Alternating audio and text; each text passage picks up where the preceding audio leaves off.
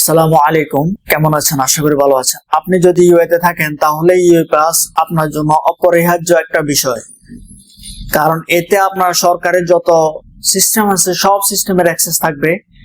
এই UA pass use করে আপনার সরকারের যত অ্যাক্সেস আছে, আইসিএ বলেন, মোহরে বলেন, এদেশের ইমিগ্রেশন রিলেটেড বা লেবার রিলেটেড বা আরটিএ বলেন, দুবাই পুলিশ বলেন, যত সিস্টেম আছে সব সিস্টেমের আপনি সহজে অ্যাক্সেস নিতে পারবেন আপনার যদি ইউএ পাস থাকে। এবং এটা তখনই আপনি পারবেন যখন আপনার ইমেরিট সাইটে ভ্যালিড থাকবে।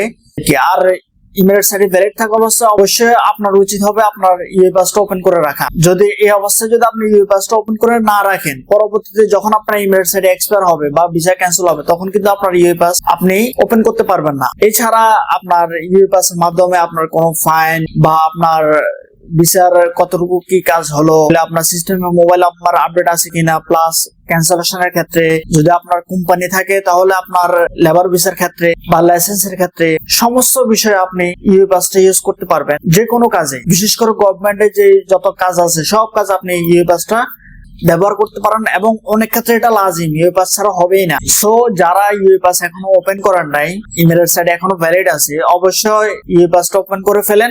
এই বিষয়ে যত হেল্প লাগে আমরা ইনশাআল্লাহ করব।